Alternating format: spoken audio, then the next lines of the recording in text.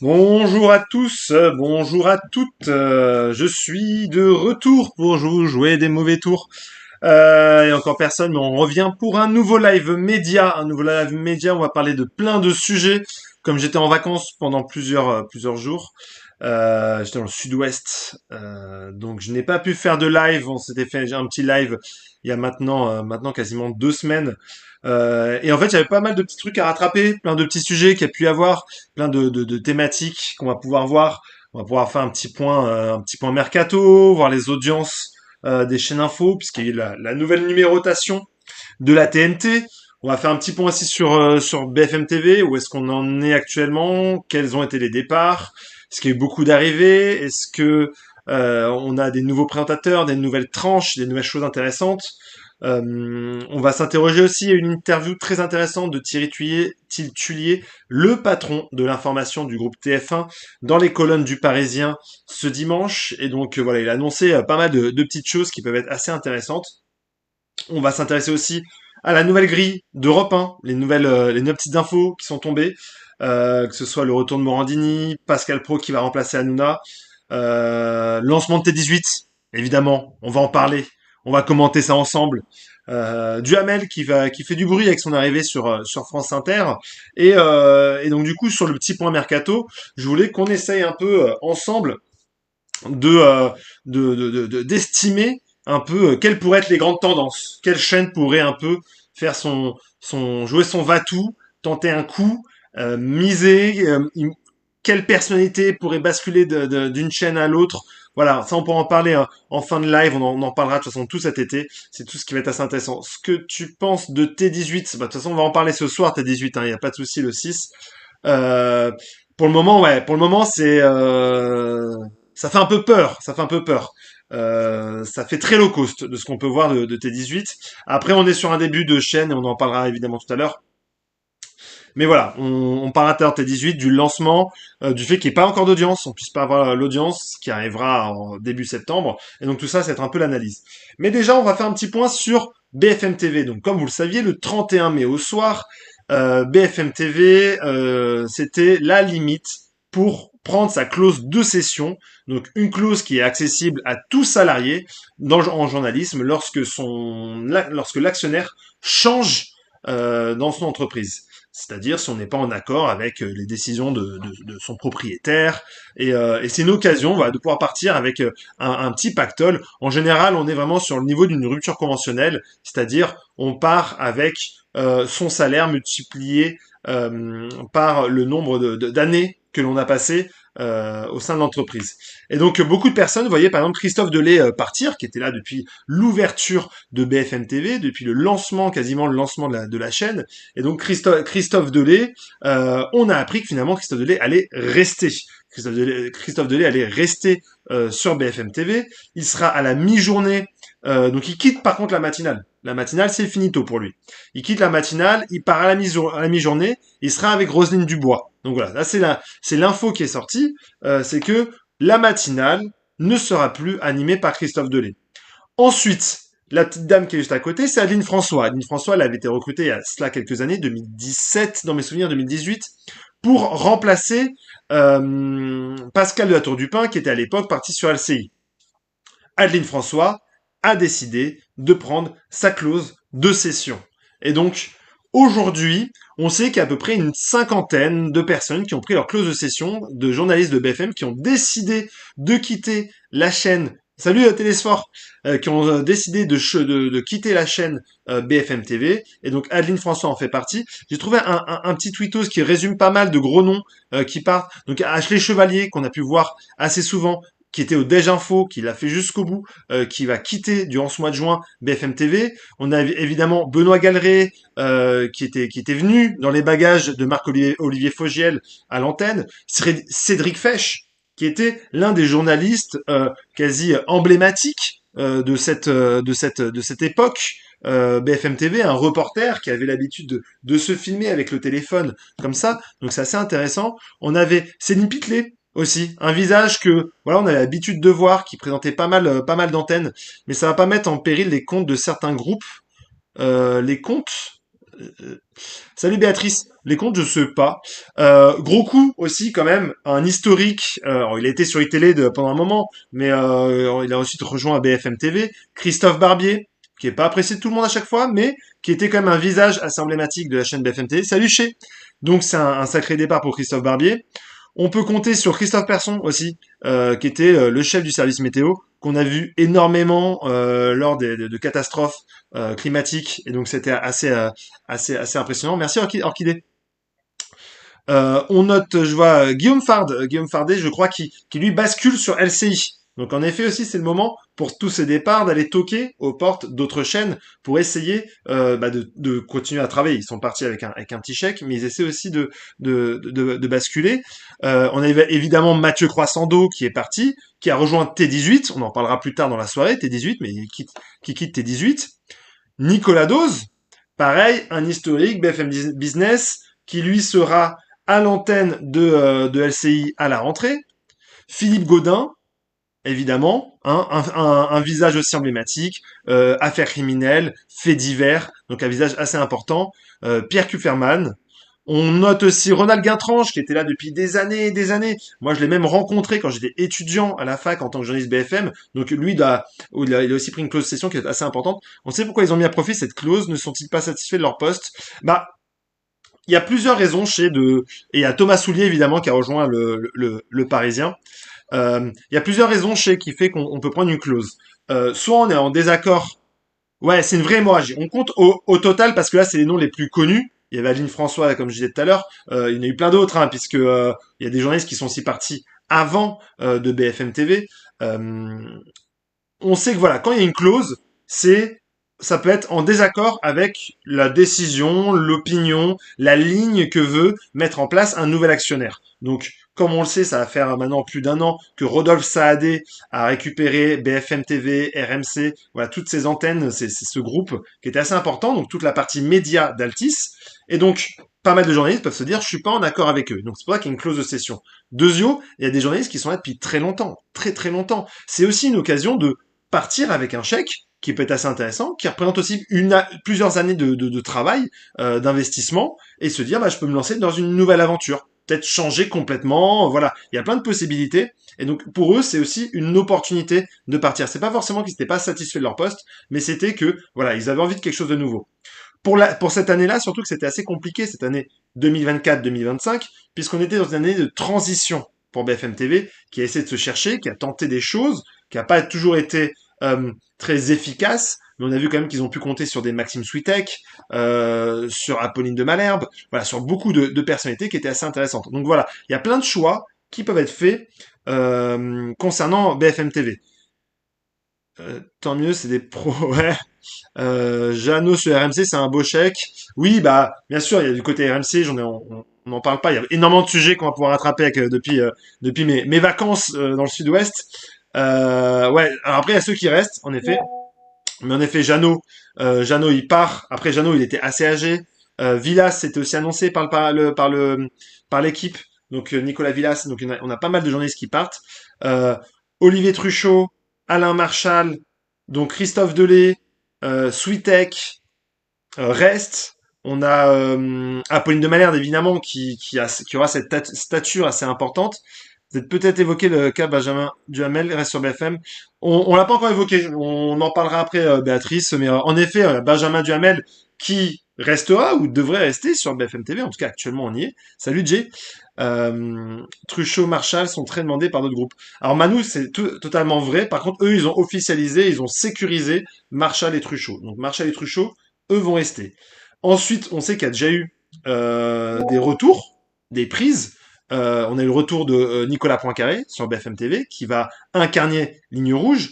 On aura Guillaume Daré qui est arrivé en cours de saison, qui va aussi prendre une place prépondérante à l'antenne de BFM TV. Et on a aussi l'arrivée qui n'a pas encore été, on va dire, effective à l'antenne de Marc Fauvel. Marc Fauvel qui devrait récupérer la tranche de la matinée, être en opposition avec Pascal Pro, c'est-à-dire une proposition qui va être tout l'inverse. Marc Fauvel, voilà, c'est un spécialiste de l'information, grand matinalier de France Info à l'époque, présentateur du 8 heures de France Inter donc le journal le plus écouté de France Inter. Il vient du service public. C'est un visage qui est quand même assez important. Ouais, incisif, Fauvel, ouais, très bon. Bah, je suis assez d'accord avec toi. Donc, je pense qu'ils vont vouloir mettre ce pendant un peu qualitatif de l'info pure, vraiment, l'info en temps réel pure, face à. Alors non, Bruno Mazur n'arrive pas sur BFM, Julien. Face à Pascal Pro, en face, parce que voilà, il va y avoir un objectif. On va parler des audiences aussi ce soir. Mais il va y avoir un objectif quand même de pouvoir contrer quand même la montée en puissance de CNews. Fogel est toujours sur le groupe BFM. Si oui, à quel poste? Non, non, Fogel a quitté le groupe BFM il y a de ça maintenant plusieurs mois. Hein. Ça fait un bon petit moment. Il a été remplacé même à la tête de BFM TV par Fabien Namias, donc l'ancien patron de LCI, aussi un ancien patron d'Europe 1. Donc Fogel n'est plus. Fogel aujourd'hui sur RTL, matinale d'RTL. Il sera à la rentrée. Il aura une interview plutôt culture tous les jours, un matinal de RTL. Il pourrait recruter Anne-Sophie Lapix maintenant. Bah pourquoi pas. Elle a été éjectée du 20h. Alors théoriquement, Anne-Sophie Lapix ne quitte pas France Télévisions. Elle quitte le 20h de France 2, donc ça c'est sûr. Qui pour la remplacer, on ne sait pas encore. Mais théoriquement, Anne-Sophie Lapix est toujours à France Télévisions. Peut-être qu'elle voudrait aller sur BFM TV. Ce qui est sûr et certain, c'est qu'elle n'ira pas sur LCI. Mais voilà, ouais. Comme dit Jay, a priori, elle reste. Là, les premières infos, elle reste sur France TV. Ensuite, on sait que voilà, cette matinale, ils vont la reconstruire. Elle est en perte de vitesse depuis un moment.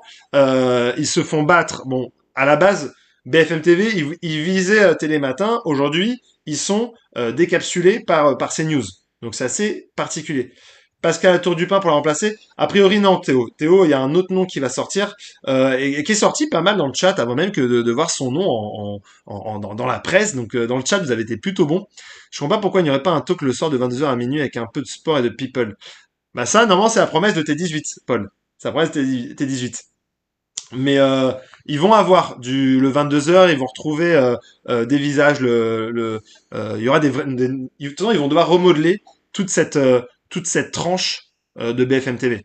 Donc BFM TV, ça va être l'été de la reconstruction pour avoir la grille la plus compétitive possible.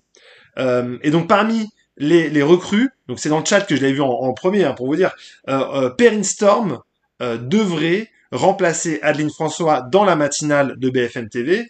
Perrine Storm, voilà, qui est reconnue pour son côté punchy, très apprécié du public, un visage montant. Merci Kevin de me suivre. Un visage montant de BFM TV. Ouais, on va en parler, on va en parler. C'est un visage montant de BFM TV et elle devrait être vraiment au cœur de cette matinale. Maintenant, la question, Pauline Simonet est-elle efficace à BFM ou elle sauterait de l'antenne? Pour le moment, il n'y a pas de raison qu'elle parte, Paul. Et donc voilà, tu as une photo. Ah, tu as une photo de Perrine Storm. Bon, bah allez, je vais vous montrer ça, les copains. Ouais, bah c'est Béatrice, ouais. Béatrice, c'est toi qui m'avais dit Perrine Storm, et Perrine Storm devrait, a priori. On attend encore la grande confirmation, mais normalement, elle devrait vraiment être au cœur. Pascal Tour du Pin partira par ou pas? Bah, Pascal Tour du Pin, elle est pas évoquée. Pour le moment, elle est évoquée nulle part dans le challenge. Karen Roux serait très bien pour remplacer peut-être Aka.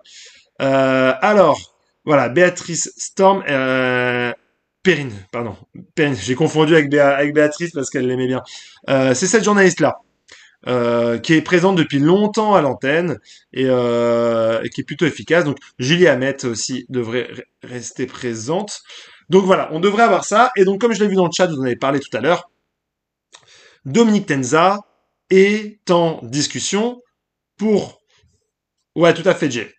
J'aime bien... Merci Paul de me suivre.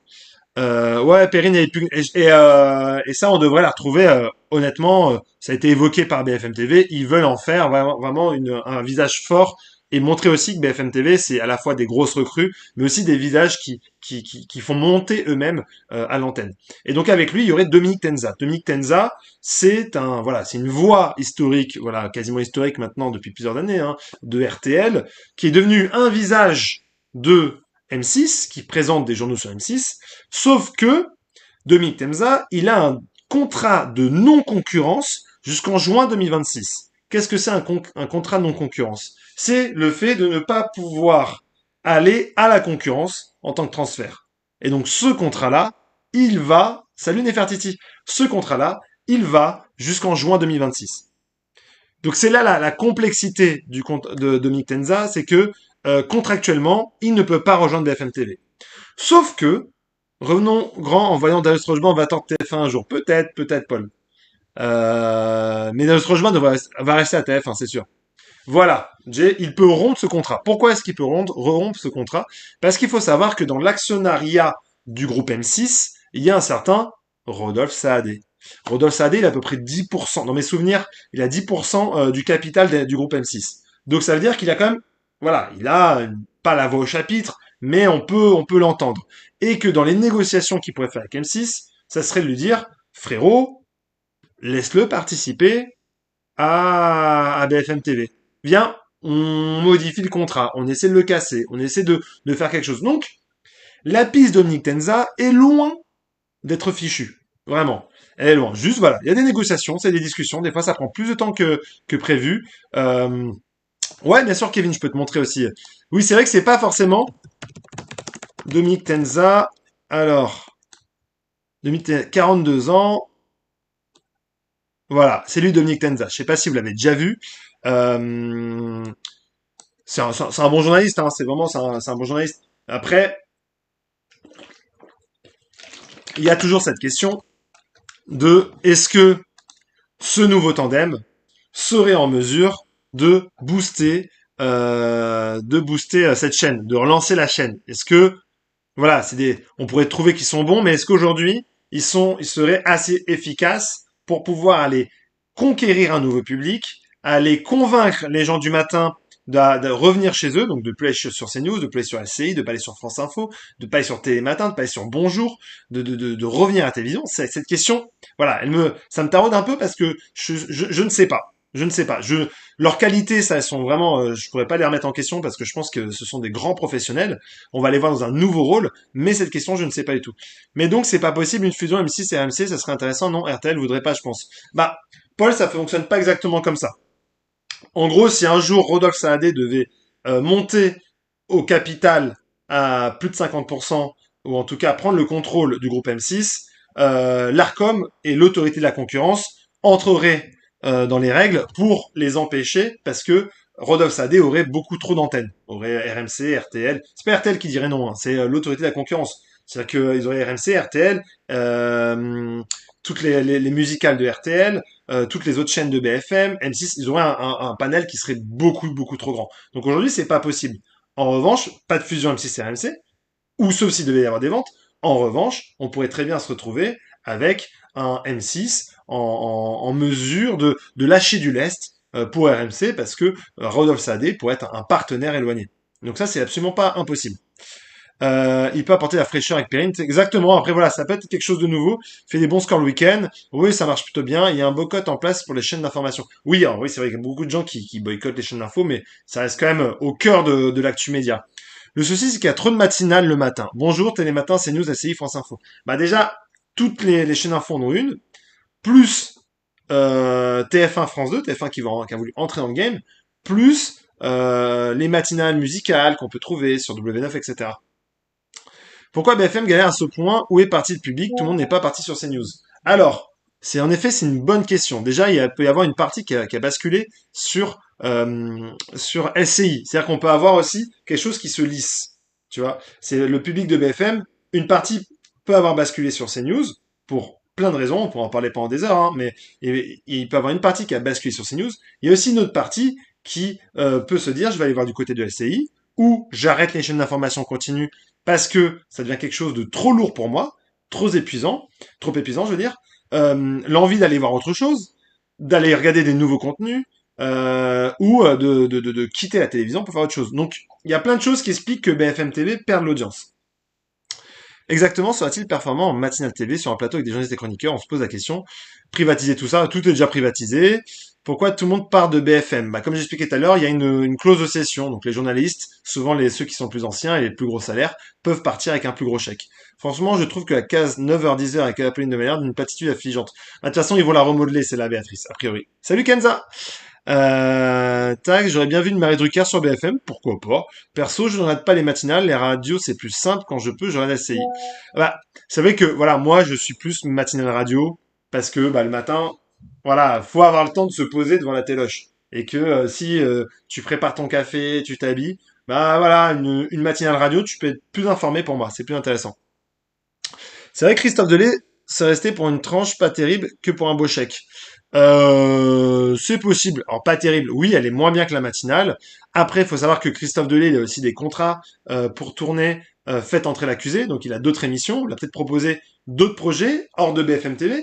Parce qu'il faut pas oublier que Rodolphe Saadé, il a aussi RMC Story, RMC Découverte. Il est en passe, du coup, de s'offrir à 100% Chéri 25. Donc, qu'est-ce qu'on va retrouver sur cette chaîne qui devrait être principalement féminine, on ne devrait pas y voir Christophe Delay, mais quand même, voilà, des nouvelles propositions. Donc, certains journalistes peuvent aussi s'intéresser à ça. Et en vrai, le projet de BFM TV, ils n'ont pas le choix. Ça va être investir, miser sur la jeunesse, et donc mettre de l'audace. Voilà, je vois très bien. Je l'ai mis en fond là. Ce soir, ils font une spéciale face aux violences et donc des débats avec des gens en plateau, des citoyens qui interpellent les politiques. Voilà, c'est des modèles qui tentent de faire pour créer du lien, pour créer des mouvements. BFM TV perd énormément, audience, ça ne fonctionne plus. Bah, en tout cas, ça fonctionne moins, tout à fait. Et les deux qui faisaient la matinale de BFM, tu sais où ils vont partir. Bah, comme je disais, Christophe Delay à la mi-journée, Adeline François, on ne sait pas encore aujourd'hui. Ou alors sinon, je l'ai raté, parce que j'étais en vacances dans le sud-ouest, j'ai raté. J'ai l'impression que l'opinion devenue une norme sur CNews fait chuter BFM et la concurrence. Alors, est-ce que CNews fait chuter BFM? En partie, oui. Est-ce que c'est que ça qui fait chuter BFM? Je pense pas, puisque LCI monte, et que, bon, France Info est fébrile, mais monte un tout petit peu, mais est fébrile. Mais LCI monte, donc il y a aussi une preuve que une autre information peut fonctionner. Mais en tout cas, oui, l'opinion à la sauce CNews fonctionne, c'est sûr et certain. J'adore Delay, mais il n'est pas bon. Non, faites entrer accusé, on de le best. Ah oui, on et intouchable. Et un an, BFM TV, tes premières chaînes info à 3,4, CNews à 2,9. Aujourd'hui, c'est CNews. Exactement. Ouais, bah le rapport s'est inversé, Kenza, complètement. Chérie 25, future chaîne enfant-ado. Alors, Chérie 25, c'est censé rester une chaîne, en tout cas dans son cahier des charges, une chaîne pour les femmes, avec une vision à mettre en avant les femmes. Pour les femmes et avec les femmes. Important de le préciser. Attention, ici, t'es en embuscade. Carrément, ouais. Avec toute une histoire qui fait 0% l'avenir de la chaîne de l'année 25 et à remettre en question. Non, mais de toute façon, chez les 25 va être vendu, puisque le groupe Énergie va s'en défaire. Donc, à partir du moment où Chéri 25 va se défaire, va quitter le groupe Énergie et va se retrouver investi par Rodolphe Saadé, qui a quand même des grosses ambitions, Rodolphe Saadé. C'est-à-dire que BFM TV, c'est loin d'être une chaîne où il y a pas d'ambition. Ils ont quand même une ambition d'être présents pour les périodes politiques. Ça reste quand même une chaîne qui va vouloir peser, qui est aujourd'hui un canal qui est encore plus rapproché, qui est le 13, qui raconte des choses. Donc, BFM TV va tenter de faire des coups. Et d'ailleurs, on attend toujours, ils attendent la star. Mais moi, je pense qu'il y aura. Qui est-ce qu'ils vont chercher Je vois comment l'avenir pour BFM TV. Je pense ils peuvent se relancer. Mais il faut faire les bons choix au bon moment. C'est juste ça. C'est que pour BFM TV, il va falloir remettre de l'info, remettre du débat, que ça soit une chaîne à la fois intelligente mais accessible à tous. C'est une chaîne populaire, donc il faut avoir cette empreinte populaire. Faut redevenir aussi ce réflexe d'information. Il faut que maintenant, c'est ça qui est aussi compliqué. Avant, je disais, tu savais taper la 15. Maintenant, avoir le réflexe de taper la 13, de se rendre. Merci à Mélanis de me suivre, d'aller de taper ce numéro-là pour faire cette audience-là. Voilà, c'est pas toujours le plus facile pour BFM TV. Ils ont pris, je pense, un coup sur l'opinion et cette année-là, elle a été un peu plus faible. Peut-être qu'une année politique, ils vont arriver à se remuscler avec peut-être des ministres qui vont venir, des personnalités, créer du vrai débat, un vrai échange, redevenir aussi la chaîne où il se passe des choses, où il y a des rendez-vous. Et donc je pense qu'il leur faut un visage fort.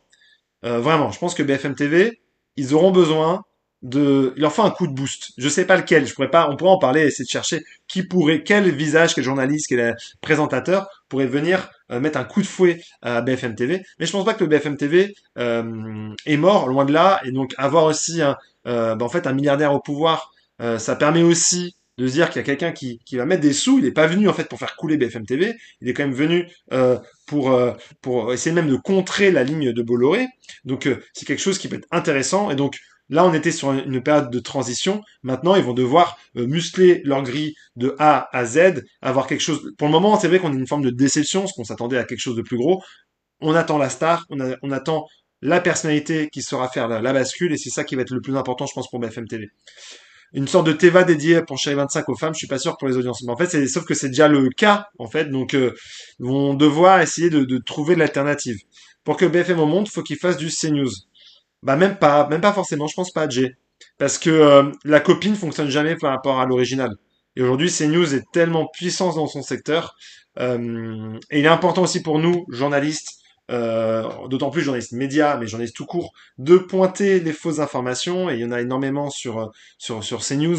Et donc il est essentiel, nous en tant que citoyens et en tant que journalistes, dans notre démarche, de pointer les choses quand elles vont mal. Et donc CNews ne peut pas tout faire, tout et n'importe comment. Ils ont le droit d'exister, ils ont le droit de fonctionner sur l'opinion, ils devraient même l'assumer, mais ils ne peuvent pas faire tout et n'importe comment.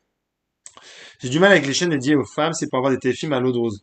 Bah ouais, c'est ça, Laurine, c'est le truc, ça n'a jamais été un réel succès, énorme succès. Après, pourquoi pas. Ouais, il va y avoir du taf, user, t'as mis mon nom, qui arrive alors pour le moment? Bah pour le moment, il n'y a pas grand monde. Pour le moment, donc, comme on disait tout à l'heure, peut-être Dominique Tenza, on a Guillaume Daré de France Télévisions qui est arrivé, Marc Fauvel de France Info. On attend quand même des grosses arrivées. Salut Léane. Donc à voir qui aura la puissance pour rebooster cette chaîne de BFM TV. Bon quoi, alors Léa Salamé, elle est censée avoir dit non. Donc peut-être Salamé, peut-être. Faut retrouver une neutralité éditoriale journalistique. Tout à fait, Nefertiti. Je profite du message de Béraud pour faire la bascule de la prochaine thématique et de boire un petit coup. En effet, tu m'as demandé c'est quoi cette chaîne Ripou de T18. Excusez-moi, à force de parler, j'ai un peu mal à la gorge. Comme j'ai pas fait de live depuis 2 semaines. T18. Alors, comment dire? J'ai l'air super en forme, c'est gentil. J'ai un peu bronzé, hein, il y a eu un peu de soleil dans le sud. Alors, T18, donc lancement le 6 juin dernier. Comment dire? Laurent Ruquier a essayé de faire son taf. Franchement, le plateau est un peu petit à mon goût. J'essaie de respecter parce qu'il faut pas insulter l'avenir. Il faut aussi mettre un peu de mesure dans l'analyse de T18. Euh, euh, Laurent Ruquier a fait le taf pour moi, pour présenter. Il a fait de son mieux pour pouvoir illustrer. Pour le coup, je trouve T18, c'est quand même, voilà, c'est un bon coup d'avoir Ruquier, de lancer un visage connu du grand public. C'est dommage qu'on n'ait pas pu avoir l'audience. Euh, mais j'ai senti le truc un peu vide. On s'est senti un peu comme en 2005. Le lancement d'une chaîne, il y avait un sentiment presque un peu low cost. Le plateau faisait un peu petit. On aurait imaginé vraiment quelque chose un peu plus grand. C'est-à-dire que quand on voit ce plateau-là, on voit ce que peut faire le Figaro, par exemple, avec TV Mag, enfin le Figaro Live. Euh, on accepte leur format parce que bah, c'est une web télé, donc c'est moins gênant. Et je trouve que c'est presque mieux produit parfois. Et là, on est un peu restreint. Moi, je me suis senti presque oppressé en voyant ce plateau-là. Le plateau manque de budget, ouais, clairement. Bah, ils sont, voilà, une chaîne, ça coûte de l'argent. On sent que voilà que ça manque de budget. C'est pas foufou. On a viré 2 chaînes pour ça, pas dingue. Après, on n'a pas encore Novo 19. Euh, été 18, bah peut-être qu'il faut aussi laisser du temps. Je suis tombé sur 5 épisodes de Hélène et les garçons, les animaux, ouais. Euh, pour moi, je pense que déjà, ils n'arrivent pas à un moment propice à lancer une chaîne. Je vais essayer de faire l'avocat du diable. Hein. Je vais faire l'avocat du diable. Ouais, complètement. C'est vrai. Alors, on va peut-être commencer par les points négatifs. Comme ça, je ferai l'avocat du diable après. Le propriétaire, c'est Daniel Kretinsky, un milliardaire tchèque qui détient pas mal de médias, notamment des journaux, Marianne, Elle, Télé 7 jours, et plein de presse.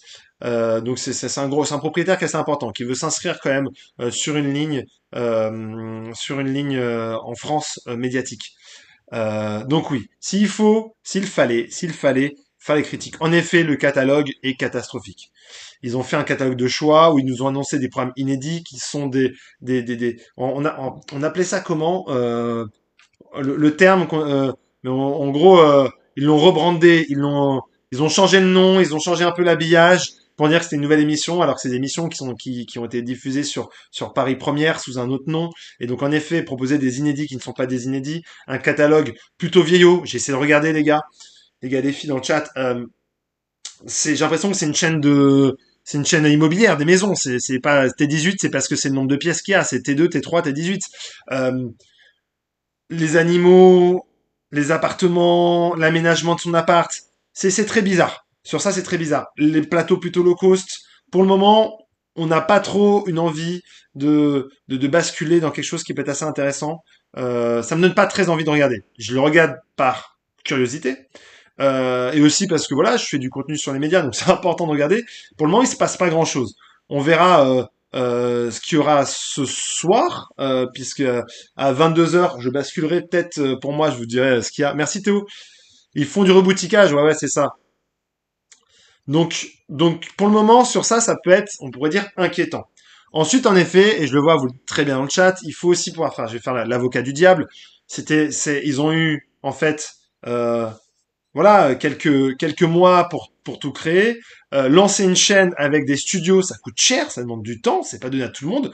Xavier Niel, à l'époque, quand il a failli reprendre M6, avait dit qu'il fallait au moins plus d'1 an pour pouvoir préparer une chaîne correcte. Donc voilà, c'est un lancement, exactement Kenza, c'est un lancement, soyons zen. Euh, les lancements, ça se passe jamais correctement, il y a des bugs, il y a des plantages, peut-être que le plateau, ils vont changer les couleurs. Si on regarde les premiers plateaux de CNews, c'était aussi très très compliqué. Hein. La lumière, elle est pas toujours. Comment en 2005 on peut laisser sur la 18e un truc pareil. Mais c'est le début. C'est le début en fait. Euh, Ruquier va trouver ses marques et les autres aussi. Bah, en tout cas, ils vont essuyer les plâtres. C'est-à-dire qu'ils vont apprendre en faisant. Je pense que T18 pendant cet été, Kretinsky et l'équipe qu'il a mis en place, bah, ils vont acheter des contenus. Voilà, faut s'attendre, ce qui est aussi normal. Hein, tout le monde a déjà ses contenus. Eux, ils arrivent, ils doivent acheter des contenus que les autres n'ont pas achetés. Donc, ils sont obligés d'aller chercher des contenus, on va dire low cost, avant de pouvoir aller chercher du contenu inédit, des productions, donc faire appel à des boîtes de prod, faire vivre des boîtes de prod, pouvoir créer aussi une dynamique. Et l'objectif, le vrai objectif, je pense là, on pourra vraiment juger à temps plein cette chaîne de T18, ça va être en septembre prochain. Et c'est la raison pour laquelle on n'a pas encore les audiences maintenant. 30 millions, je crois, comme budget, il me semble. 30 millions, ça reste quand même pas mal. Voilà, une chaîne. La base de la chaîne, c'est 10 millions d'euros à peu près. Ruquier va vite trouver ses marques. Ouais, bonsoir, on dirait qu'il va le copier plusieurs émissions qui a déjà existé. Je suis assez d'accord, Grégory. On attend de l'innovation. Franchement, ils auraient dû acheter du bon reportage pour le début. Bah, peut-être que ça coûtait cher. Genre, en vrai, ça serait très intéressant d'avoir une enquête sur comment T18 a été monté, parce que pour le coup, ça n'a pas été totalement transparent. Il n'y a pas eu de grand appel d'offres comme Novo 19 a pu le faire. Donc, il y a plein de questions sur lesquelles on peut se poser. C'est pas pareil avec les autres chaînes. Je pense qu'ils auraient dû mettre des rediffs le temps de. Ouais, apprendre, ce sont des professionnels tout, pourtant. Non, non, mais alors, quand je disais apprendre, essuyer les plates, c'est quand on débute une nouvelle chaîne, avec des nouveaux moyens, avec des nouvelles équipes, on essuie les plâtres, forcément. C'est-à-dire que ils partent de zéro. C'est pas une machine qui avance, où ils ont déjà des plateaux, des studios, des régies, des gens qui fonctionnaient déjà. Par exemple, quand iTélé est devenu CNews, certes, il y a eu plein de départs. En revanche, ils avaient toute la structure qui était là. Et donc, ils ont eu le temps de développer les choses. Eux, ils partent de zéro. Ils prennent des studios qui ont été construits. Et c'est ça qu'on retrouve tous les deux. C'est beaucoup plus compliqué qu'on peut l'imaginer. Vraiment. Quand LCI a changé de studio, quand TF1 prépare un nouveau studio, quand les nouveaux plateaux de 20 heures, c'est quasiment plus d'1 an de préparation. C'est des équipes qui bossent à temps plein. Euh, Au moins, Novo 19 prend plus le temps de faire les choses au lieu de se lancer tout bâclé. Exactement, Kova Livalo. Sauf que voilà, il y a plein de gens qui ont reproché à Novo 19 de débuter qu'en septembre. C'était une condition qu'il y a eu. Peut-être que l'Arcom apprend aussi de ses erreurs comme ça. Mais il faut pas oublier, voilà, en 2005, quand les chaînes sont arrivées, elles étaient déjà compliquées. Alors que c'était quand même des experts aussi, des gens qui avaient mis de l'argent dedans. Donc moi je pense, je vais laisser un peu de temps. Je pense qu'on va avoir des évolutions de plateau. Je pense qu'on va avoir des émissions aussi qui vont devoir essayer de se trouver avec des lignes éditoriales qui vont devoir se trouver. Bonjour, je ne suis pas télé, il n'y a que T18 qui vient d'être lancé. La chaîne est axée sur quoi? Alors T18, c'est axé sur l'histoire, la culture, de l'info, de la politique. Donc on aura pas mal de petits sujets comme ça. Tu as regardé la partie débat le soir, ça se tient ou c'est bancal? Alors moi je l'ai pas vu. J'ai un pote qui l'a vu, qui m'a dit que c'était correct. Voilà, c'était un débat. Après voilà, pour le moment le plateau fait un peu cheap. Je vais essayer de regarder. C'est quoi? Je vais le mettre parce que j'ai la télé qui est devant moi, parce que je me suis mis BFM au cas où s'il se passe quelque chose à vous le dire. Mais je vais mettre T18 au fond, comme ça s'il se passe quelque chose, je vous dis. Je pense qu'il y avoir encore un film. Alors ils mettent inédit, c'est enquête de sens inédit, mais je pense que c'est pareil, c'est une rediff.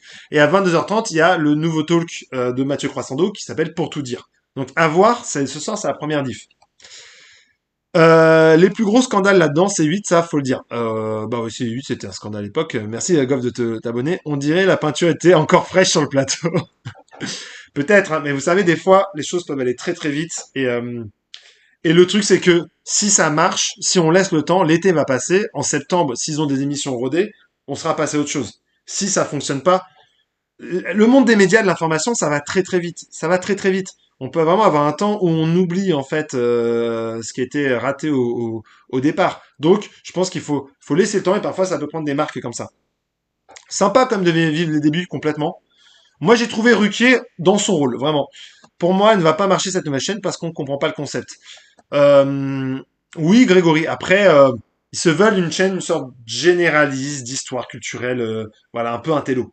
Euh, mais vous avez le droit de le penser, les gars, et je vous oublierai pas si si ça Mais c'est vrai que tout le monde se dit vraiment, voilà, le début ça fonctionne pas et c'est un échec et faut tout jeter, et je pense que voilà, ça fait à peine quoi, 3 jours, même pas 3 jours complets, si 3 jours complets, qui sont à l'antenne. Je pense que voilà, c'est les débuts. Nous là, on en profite, on est là, on peut se permettre de critiquer parce qu'on est des observateurs des médias, mais c'est jamais très simple. Je viens de zapper tes luttes, enquête de sens, charge mentale. Ouais, bah, je l'ai mis aussi. Je sais pas où on en sera dans le live. Peut-être qu'on pourra commenter en direct le talk tout à l'heure. Laurent fait du Laurent, quoi, rien de nouveau. Ouais, complètement. Après, je trouve que c'est un bon coup d'être parti le chercher. Croissant d'eau était bon sur BFM, je vais regarder ce soir. Bah ouais, je sais pas à quelle heure, quand est-ce qu'on finira le live. Peut-être qu'on sera encore sur le live quand ça débutera, on pourra le commenter en direct. Il faut laisser de temps au temps, tout à fait comme disait Mitterrand. Donc à voir, à voir, à voir. On espère un meilleur catalogue, on espère quelque chose de plus percutant. Mais après, voilà, c'est un début, ça fait 3 jours, on va laisser se former. Peut-être que voilà, l'émission de Croissant d'eau, ça va être pas mal. Je vous dis, hein, moi j'ai pas vu l'émission de débat qu'il y a eu hier soir, mais on m'a dit que c'était de très bonne tenue. Et je pense que ça reste quand même des professionnels. Pour moi, on n'a pas de grosses émissions, de grosses incarnants. Mais sûrement ça va arriver. Je pense que ça va arriver très vite. Et surtout que là, on est une période qui est très froide. Et donc, il y a pas de calcul de médiamétrie. Je vous rappelle, C8 utilisait de l'audience. Faisait de l'audience. Oui, oui, après, C8, ils ont fait de l'audience quand il leur a fallu du temps. Hein. Même avec Hanouna, ça faisait pas de l'audience tout de suite. Hein. Franchement, ils sont tous fébriles. Ils flippent le retour de Cyril en septembre. Bah, on se demande. Hein. Tout le monde se demande quelle audience ça fera Cyril Hanouna en access. Là, je me demande quelle audience ça a fait en concret. Est-ce qu'il y a eu de la curiosité pour T18? Est-ce qu'il y a des gens qui regardent actuellement ou non? On n'a pas les audiences médiamétrie. Ils ont demandé à ne pas être comptabilisés pour le moment. Ils sont comptabilisés qu'en septembre. Donc, ça va leur laisser le temps de suivre. La nuit, on aura des affaires judiciaires en cas d'insomnie. Oui, c'est vrai aussi. Merci, charitable humain, de me suivre. D'ailleurs, n'hésitez pas, ceux qui sont pas abonnés à ma chaîne, de me suivre. On a passé les 6000 pendant la soirée de la finale de Ligue des Champions, victoire du PSG. C'est vrai qu'on n'était pas, j'étais pas là, mais l'histoire. Cyril, peu importe où il va fonctionner. Bah, je sais pas, Béro. Je sais pas. Je me pose la question. Je ne sais pas du tout. Ouais, je suis assez d'accord avec Léane. Ruki devrait avoir un carnet d'adresse culture politique assez intéressant. Et donc, on peut voir des invités quand même assez originaux. Donc, moi, je demande à voir. Honnêtement, je demande à voir. Ça donne quoi, c'était 18? Bah, pour le moment, l'audience, on sait pas. Et bah, comme on disait, si on devait faire un bilan, décevant dans la programmation.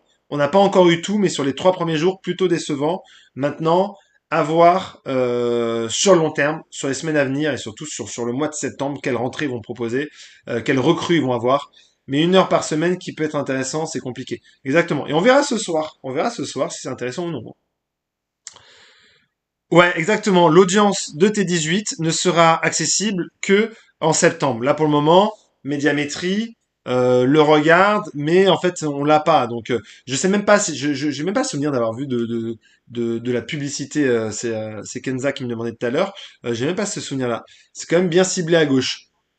Bah, ciblé à gauche. Ouais. Alors, Ruquier peut-être. Là, en vrai, les docs, je sais même pas où si tu. Là, il y a un truc avec des dessins pour des gosses. Franchement, Oli, je saurais même pas te dire. Pourquoi Teddy t'as refusé de prendre médiamétrie? C'est un accord qu'ils ont eu avec médiamétrie, Kevin.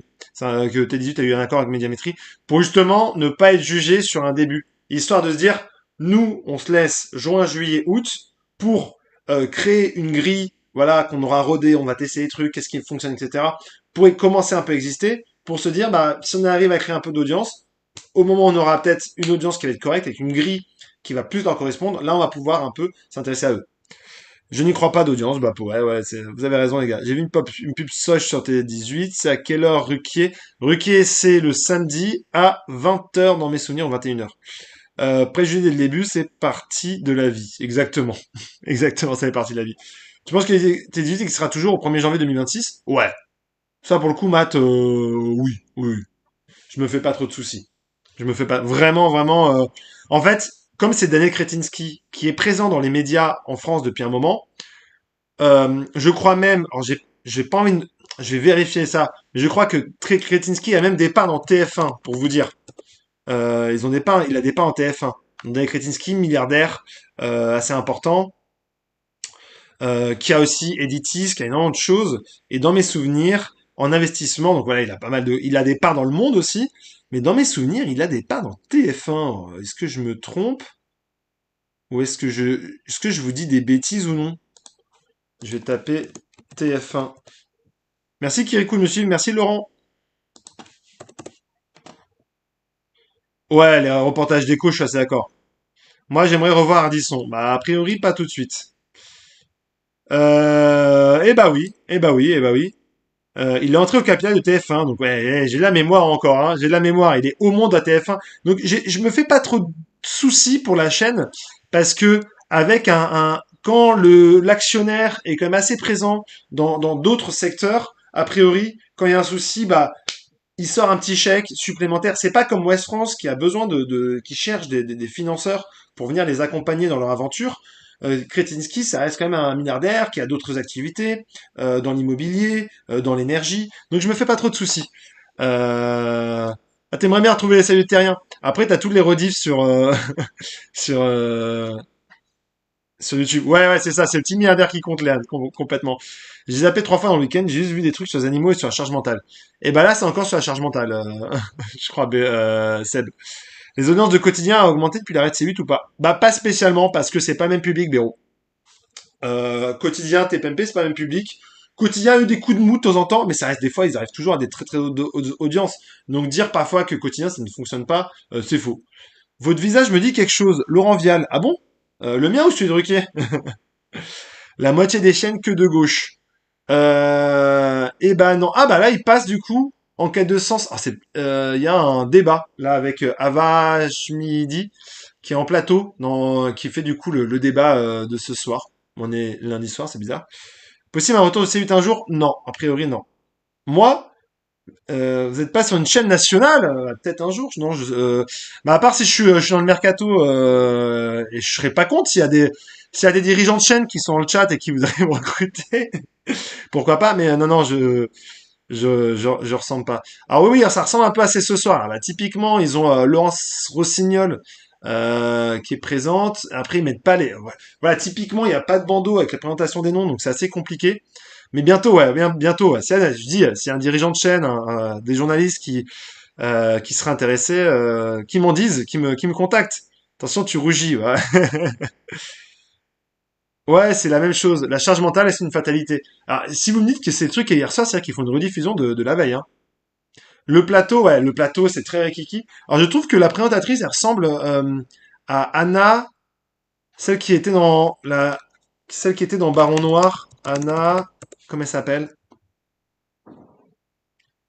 Elle, Anna Mouglalis.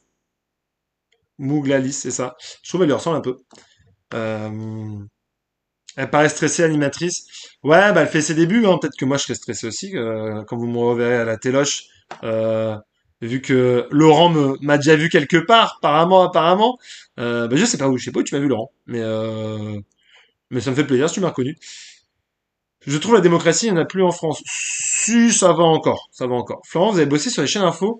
Non, non, non, moi j'ai bossé 10 ans pour le site Pure Média. J'ai commencé à l'époque sous les ordres de Julien Belvert, qui est aujourd'hui chroniqueur à Quotidien. Mais à l'époque, j'étais recruté par Julien Belvert en 2015. Et donc j'ai quitté il y a un an la rédaction. Oui, mais pas la même voix. Ouais, ouais, ouais. J'ai pas mis le son parce que sinon, je pourrais le mettre, mais sinon on pourrait pas s'entendre. Plus jamais à télévision, plus jamais. Ah, Anonyme, il veut pas. C'est quoi cette mode de charge mentale? Bah, c'est un sujet, mais c'est vrai que c'est assez marrant parce que vous avez dit que c'était le sujet d'hier. Donc, et ils mettent inédit. Ça se trouve, c'est le même sujet. Moi, je t'ai vu sur... On a dit de pas en parler, Béro. On a dit qu'il fallait pas en parler, ça. J'ai arrêté Baron Noir à cause de sa voix. Oui, c'est vrai. Oui, je vous ai vu sur quelques vidéos, je me souviens, où vous donnez votre avis sur des émissions des autres. Ah bah voilà, tu m'as vu ici, Laurent Vial sur TikTok. En fait, tu m'as déjà vu sur TikTok. Ouais, Boeing la T18, ouais, c'est ça. Vous occupez de l'audimat. À l'époque, ouais, je suivais pas mal les audiences. Je viens Bébert, je peux pas me le voir. C'est Kirikou qui dit ça, c'est pas moi. Julien est une personne très sympathique avec qui j'ai commencé à travailler et qui m'a donné ma chance à mes débuts. Je suis pas objectif en le disant, mais moi je peux le voir. Rediffusion encore après l'émission de Croissant d'eau, charge mentale. Ah ouais, c'est chaud. Hello, j'arrive trop tard. Bah pas du tout, pas du tout. On est qu'au deuxième sujet. J'avoue, on prend un peu notre temps. C'est mon grand retour après mes petites vacances. Il est bien, Julien Belair. Ah, Béatrice, voilà. Euh, Jus, euh, Jus était un très bon journaliste qui avait des très très bonnes infos. Donc voilà, on a parlé pas mal de T18. Je commence un peu à avoir mal à la gorge. Pour moi, juger une chaîne ou une émission, audience, c'est très important. Bah ouais, ouais, bah c'est ce que j'essaie de faire. Merci, très happy. On va. Est-ce que j'ai le temps d'aller chercher une bouteille d'eau ou alors vous allez tous fuir dans l'audience? Je vous mets le fond de T18. Je reviens 2 secondes. J'ai soif comme pas possible. Il y en a 10 à 1h50. Ok. La réalité du quotidien, de gérer la lessive, de penser aux médecins dans 2 mois parce qu'il y a une vaccination, penser à ces choses un peu ingrates, et bah, elles sont toujours en première ligne. Et c'est là C'est les aléas du direct. J'essaie d'être rapide. Hein. un peu mais qui reste persistant. J'essaie d'être rapide le plus rapide possible. Je pense que T18 ne tiendra pas longtemps, ne fera pas long feu. Voilà, tout est possible.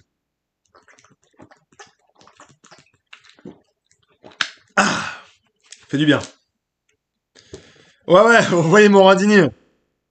Je vais sortir ma traque, personne ne sort. T'es gentil, Léane. Vous l'avez vu? Vous l'avez vu. Amaigri comme pas possible. Hein. Waouh, qu'est-ce qui se passe sur ma tête? C'est la première fois qu'il a marqué ça, rejoint mon fan club, c'est un délire. Jean-Marc Morandini de retour sur Europe 1. Donc on va parler un peu d'Europe 1 la saison prochaine. Donc il y a un grand départ, Ozempic. Euh, il a maigri. Euh, Europe 1 la saison prochaine va connaître le départ de Cyril Hanouna, donc ça va être très difficile. Comment muscler le jeu? Est-ce que ça passe par un retour de Jean-Marc Morandini sur Europe 1?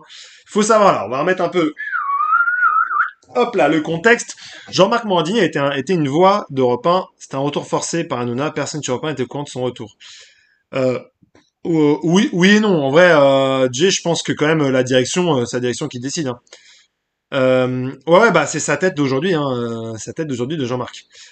Jean-Marc Morandini a été une voix importante d'Europe 1 pendant plusieurs années. Il a animé une émission média qui était plutôt intéressante. Hein. Moi, je l'écoutais quand j'étais étudiant. Je n'étais pas au courant de toutes les affaires, hein, mais je l'écoutais parce que voilà, c'était un rendez-vous où toutes les personnalités médias, les dirigeants, mais aussi les présentateurs, animateurs y allaient. Et Jean-Marc Morandini n'avait absolument pas peur d'entrer dans l'art. Vraiment, j'essaie d'être objectif, hein, d'entrer dans l'art des gens des médias. Et donc, on avait une émission qui était pour le moins intéressante. Vraiment, j'ai pas peur de le dire, il se passait des choses. Donc je vois ouais, très happy qui disait à l'époque c'était top, mais de l'eau a coulé sous les ponts. Ouais. J'adorais le grand direct des médias, il allait me lancer le grand direct de la santé. Donc Jean-Marc Morandini était vraiment une pointure vraiment assez importante, à la fois dans les médias via le grand direct des médias et sur Europe 1. Il est pas malade, bah je sais pas, mais c'est vrai qu'il il est très amaigri, hein, je trouve sur la photo. Hein. Mais c'est l'image il avait. Hein. Et donc, comme vous le savez tous, en 2015-2016, j'ai plus les dates exactes, mais sort l'enquête des Inrocks, qui pointe des accusations d'agression sexuelle, de faux tournages où il demande à des jeunes de se masturber devant les caméras, où il s'est passé pour des femmes, où il demande des photos à des mineurs, voilà. Donc ça, c'est toute l'enquête qu'il y a eu dans ce journal-là. Euh, des plaintes sont déposées, et donc Europe 1 prend la décision de retirer Jean-Marc Morandini de l'antenne. Donc là, on est en septembre 2016. Fabien Amias, donc aujourd'hui qui est à la tête de BFM TV, qui est à l'époque à la tête d'Europe 1, prend la décision d'exclure Jean-Marc Morandini de l'antenne. Exclure Jean-Marc Morandini de l'antenne. Donc on est en 2016. J'ai juste vos commentaires, hein, parce que j'essaie de vous raconter à la fois l'histoire, le contexte, et en même temps vous dire. Les Scoop et Infomédia étaient chez lui à l'époque, il y a des successeurs désormais. C'est vrai, c'est vrai, c'est vrai. Et je pense qu'il a moins de réseau qu'avant quand même. Il y a moins de gens qui parlent à Jean-Marc. Quand il est revenu sur RMC Europe 1, c'était énorme, une révélation. Ouais, il a une année d'avocat, il a une armée d'avocats, il sera jamais condamné. Bah non, en fait, faut juste voir jusqu'où ça va aller. Lui, il pousse le curseur de la justice le plus loin possible. Mais aujourd'hui, il est condamné et on est condamné en appel. Et c'est important de le dire. Il n'a plus la présomption d'innocence. D'ailleurs, il n'a plus la présomption d'innocence puisque une cour de cassation, quand on se pourvoit en cour de cassation, c'est pour casser la décision en appel, mais ça ne veut pas dire qu'il est présumé innocent. Donc aujourd'hui, on n'a plus le droit, dans les condamnations qu'il a eues, on peut très bien dire qu'il est condamné pour des faits qui ont été accusés.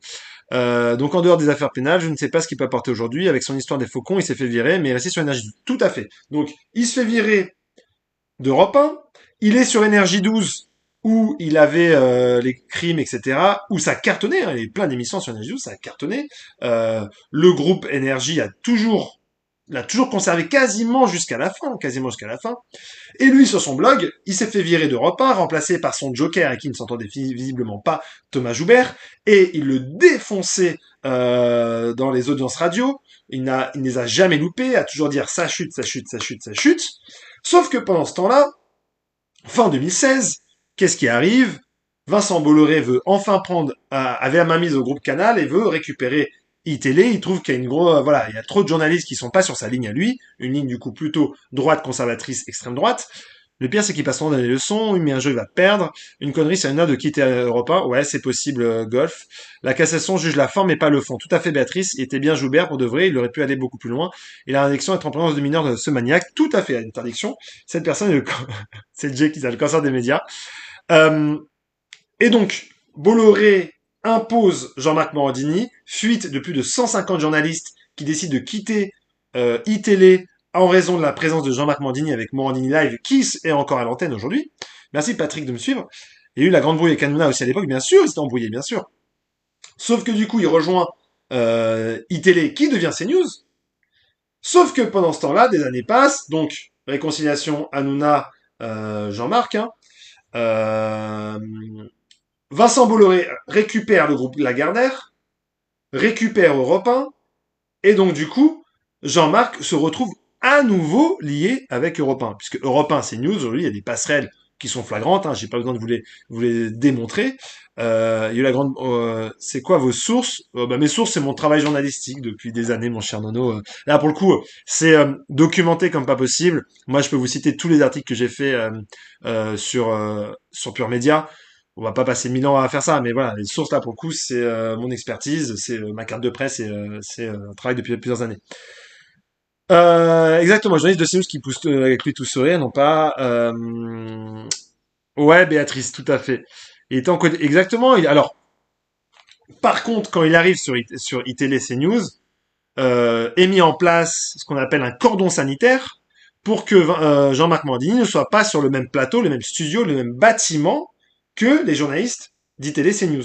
Et donc, c'est la raison pour laquelle aujourd'hui, il tourne encore dans les studios, les plateaux de Non-Stop People.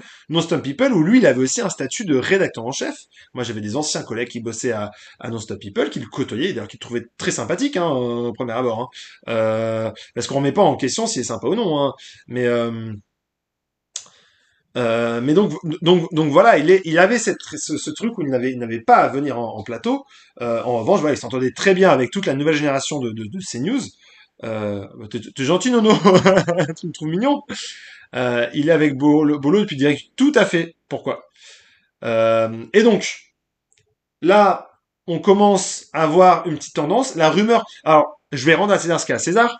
Je crois que c'est même Clément Garin qui a évoqué le fait que Jean-Marc Morandini devrait revenir sur Europe 1 avec un retour conditionnel. Salut Monsieur Ludo, devait revenir et donc on a eu un premier avant-goût puisque c'est Jean-Marc Morandini qui a remplacé vendredi dernier Cyril Hanouna à la présentation de son émission Les Pieds sur la Tête. Donc un retour inattendu depuis plusieurs années. Ouais, voilà, c'est Clément Garin. Ouais, je préfère être honnête. Hein, il sort aussi des vrais scoops et des vraies tendances. Donc là, euh,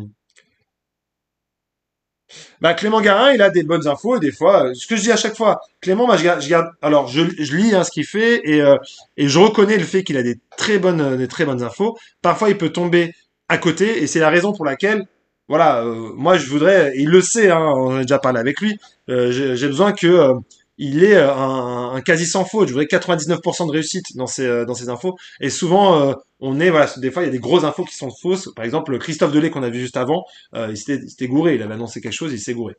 On marche sur la tête, ouais. Morandini qui a joué dans Samantha Oops. Attendez, je dois juste remettre en place. Tac. Euh, aucun auditeur n'a participé à l'émission. Exactement, pas exactement. En fait, ça va être le gros souci. Ça va être le gros souci pour Morandini, c'est s'il revient avec une libre antenne, obligé, il va avoir des auditeurs qui vont le rentrer dedans. Même s'il filtre, parce que je me dis que les auditeurs de Cyril Hanouna, ils sont un peu trop fans de Cyril Hanouna pour être à l'antenne. Mais bon. Bah, tous les journalistes ont leur carte de presse, mon cher Nono. En prison pour Joseph. Les audiences d'Europe 1 se sont améliorées depuis, non, la tranche matinale. Oui, oui, en Europe 1, ça repart en hausse. On se fera la dernière audience hein, en spécial. Vous aviez aimé ça la dernière fois. On se fera la dernière en audience la prochaine fois. Ça avait fait un flop. Je me rappelle quand Patrick Cohen avait pris les rênes. Exactement. Il y avait eu Patrick Cohen, il y avait eu Nikos qui avait repris la matinale. Ils ont tenté plein de choses. Mathieu Béliard pendant le Covid. Là, ils gardent une ligne. Voilà, ils ont une vraie ligne qui est une ligne proche de CNews. Hein, ils assument complètement.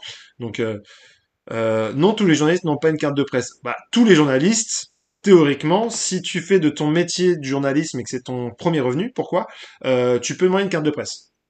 C'est comme ça que ça fonctionne. Il faut, en vrai, pour avoir la carte de presse, il faut que 50% de tes revenus soient du journalisme. On parle d'un 13-16 pour septembre sur Europe 1, tu confirmerais. Ça serait pas impossible. Après, Ludo, je pense que un retour de Jean-Marc en grand direct des médias est aussi possible. Voilà, est aussi possible. Et est à prendre en compte à la place du très bon Thomas Hill qui pourrait lui basculer sur une autre tranche. Tu es heureux de les revoir, Morandini? Pas spécialement. Non, j'aime pas du tout ce qu'il fait à la télévision, donc non. Est-ce qu'en un pays normal, quelqu'un qui est condamné pour ses chefs d'accusation peut être encore à la radio? Je suis d'accord avec toi, l'impérial, ça crée une gêne. Pour moi, ça crée une gêne quand même. Hein. Comme Koé, hein, c'est la même chose, c'est assez gênant et moi, alors, là, c'est mon avis. Je n'analyse pas l'aspect médiatique, l'aspect, mais moi, c'est pas forcément quelque chose que je cautionne et j'aurais préféré être clair sur ces décisions-là. Et, euh, et ça rappelle aussi que bah, les accusations ne brisent pas forcément toujours des vies. Voilà. Pourquoi Morandini a-t-il le droit d'aller sur le studio de CNews alors que normalement il est interdit? Et ben voilà, je suis d'accord avec toi, BP. C'est une bonne question que tu poses. Et c'est une vraie interrogation qu'on peut avoir. Il ne devait pas aller sur CNews, il est retourné sur le plateau de CNews. Peut-être que ils ont fait sauter en interne ce fameux cordon sanitaire, ils en ont mis fin, ils sont mis d'accord avec les équipes, les journalistes sur place pour mettre fin, et peut-être qu'on va avoir dès septembre Jean-Marc Morandini qui sera sur un plateau de CNews. C'est possible. Un plateau de CNews qui sera sur Europe 1 avec un grand direct des médias ou une après-midi, c'est clairement possible. Tout ça est à prendre en compte. Euh, ils ont surtout changé d'auditeur, on a tous quitté Europe 1 en 2021 pour laisser place au public. Exactement, Trésapi. Ils sont allés vers un public aussi, qui est un public qui représente la France aujourd'hui, qui est une France qui est en mutation, qui vote aujourd'hui, on va dire, à 30-40% pour des partis d'extrême droite. Et donc, bah, je pense même qu'il y a un but d'audience. C'est-à-dire que CNews est conscient qu'il y a un public qui est présent, de droite, extrême droite qui est présent et qui a besoin aussi d'une antenne. Et donc je pense que la ligne Vincent Bolloré Europe 1, JDD, Frontières, surfe sur cette tendance politique des électeurs. Et donc c'est pour ça qu'ils arrivent à trouver ce public-là. Pourquoi Morandini a-t-il le droit data mais les deux, on n'en veut pas en fait. Bah ouais, je sais. Ouais. Tcha. Koé est pas condamné, mais a été mise en examen, mon cher Brian. Journaliste entre guillemets. Source, un journaliste d'Europe 1, s'il reprend le matin, il perd sa caisse sur CNews, non? Oui, sauf si il tourne les deux au même endroit, un peu à la Pascal Pro, Ludo. Je sais pas si tu vois ce que je veux dire. Ou un peu comme Punchline, qui a à la fois qui a une tranche sur une tranche Europe 1, une tranche chez News et une tranche en commun. Et CNews est capable de faire ça. Donc tout est possible. Après, comme tu dis, l'après-midi, ça pourrait être possible aussi. Mais voilà, c'est quelqu'un qui aime les médias aussi, hein, Jean-Marc Morandini. Donc pourquoi ne pas mettre des Gaulois qui a travaillé pour avoir trouvé sa place et non commettre un génocide. Tcha. Mais est-ce qu'il y a tant de mineurs que ça sur un plateau, à part les stages de troisième? Bah en gros, pour que ce soit aussi, pour être très simple, hein, la loi l'empêche de côtoyer des stagiaires de troisième ou des mineurs, en fait, au-delà des stagiaires de troisième. Donc ils ont dû faire en sorte que ce soit un moment où il n'y en avait pas. Point. Il a maigri d'avoir faim. Quelle misère. Ou alors Morninage sur CNews et Europe 1 vu que Pascal Pro en place à 9h le soir. Exact. Après, Pascal Pro sera toujours là le matin. L'heure des pros le matin, c'est le climax de CNews. C'est le moment où tout se décide. Donc, vous faites pas de soucis, il y aura toujours l'heure des pros. C'est la référence de CNews. Ça lance la journée. Il peut pas refaire de la radio à cause de ça qu'on condamne par rapport aux stagiaires. Ouais, mais peut-être que ils vont trouver une alternative, le faire tourner dans son studio à non-stop. Voilà, trouver une autre chose, tout est possible. Quand on sait que par exemple Cyril Hanouna va tourner Fun Radio dans un studio qui ne sera pas celui à Fun Radio. Donc, on peut tout aménager quand on a envie de mettre une personne à l'antenne. Tout est possible. Ce gars, ouais, pour mettre Jordan au pouvoir, il a maigri. Koé, j'ai un doute de sa culpabilité. Tu peux avoir un doute, petite Marie, t'as complètement le droit. C'est juste que voilà, on parle des gens qui sont accusés. Hein. Tes infos sur le prochain koh Pas du tout. Pas du tout. J'ai pas regardé la dernière saison, je suis un grand amateur de koh mais pas du tout. La ligne éditoriale de CNews participe à la montée des idées d'extrême droite. Et la montée des idées d'extrême droite participe à la ligne éditoriale de CNews. Waouh, c'est le serpent qui se mange la queue, Béatrice. Une moitié média, une moitié fait divers, oui, exact, envisage carrément. C'est grave possible. Ou alors Mandinal sur CNews et Europe 1, vu que Pascal Pro... Ouais, j'ai l'impression de relire plusieurs fois vos messages. Alors attends, Jay, il m'a fait une tranche, 9h, 9h30 Pro, 9h30, 10h30 Culture Média, 10h30, 12h30 Morandini Live. Pas mal, Jay, pas mal. Texte dégagé pour avoir eu des propos, on le sait, Morandini, il a eu des gestes, Hanouna, idem. Ouais, sauf que Tex, c'était France Télévisions. Leur façon de présenter l'info est tellement orientée. Si on passait à un autre sujet, on va passer à un autre sujet. J'essaie juste de voir un peu les messages. Info sur Secret Story pour demain soir. Bah, il y a le plateau qui est apparu. Après, on n'a pas trop d'infos en autres qui ont fuité. Et je pense que le mieux va être de suivre un peu ce qui y sera. J'écoute Europe 1, mais c'est devenu les jeux du cirque, c'est vrai. Le pire, c'est qu'il n'a même pas honte de montrer sa ganache. Est-ce que c'est vrai qu'Anouna conservera le plateau de la Cal Factory? A priori, non. A priori, il y sera pas. Alors, je sais pas s'il est sorti dans la presse ou non. Mais j'ai un pote qui me disait qu'il a été en négociation, il le fera pas à Canal Factory. Mais oui, texte était démo et pas de geste, tout à fait. Son regard dit qu'il est malade. Pourquoi CNews est plus condamné avec des propos racistes qui sont tenus? Et ben parce que CNews, il faut déposer plainte, mon cher Ya. Il faut déposer plainte pour qu'il y ait tout ça. Ouais, moi c'est ce qu'on m'a dit. Je pense quoi de Clément Garin? Bah Clément, je pense qu'il a énormément de sources, énormément de personnes qui lui parlent. Il sort d'énormes scoops, mais qu'il a un besoin de recouper plusieurs fois ses informations pour être certain de ne pas sortir de bêtises. Et c'est les raisons pour lesquelles moi je dis toujours qu'il faut prendre avec des pincettes. Par exemple, un Christophe Delay qu'il avait annoncé en partance, qui avait claqué la porte de BFM TV, ce n'est pas du tout arrivé parce qu'il n'a pas claqué la porte de BFM TV. Et c'est voilà, c'est une fausse information, une fake news qui répand parce qu'il est quand même très écouté et très suivi. Et voilà, je pense que Clément arrive à faire bouger un peu, à agiter les rédactions médias comme peu de journalistes sur les réseaux le font. C'était celui qui agite le plus même la communauté média. Après, il y a plein de choses où il se trompe et il a tendance à aller parfois un peu trop indicatif et que voilà, le travail journalistique c'est une chose qu'on apprend typiquement en école, hein. On doit recouper nos infos 2 ou 3 fois avant de le dire à l'indicatif. On va pour les ceux de T18, t'imagines. J'adore Pascal Pro, très surpris. Ah oui, parce qu'on n'a pas parlé de Pascal Pro aussi. Ah oui, parce que l'ARCOM, puisque du coup, on se demandait qui allait remplacer Cyril Hanouna l'après-midi. Donc on va retrouver Pascal Pro qui va quitter le midi pour passer l'après-midi, une sorte des auditeurs ont la parole l'après-midi, face à Ruquier, face aux grosses têtes. Ça va être une tranche qui va être ultra ambitieuse, hein.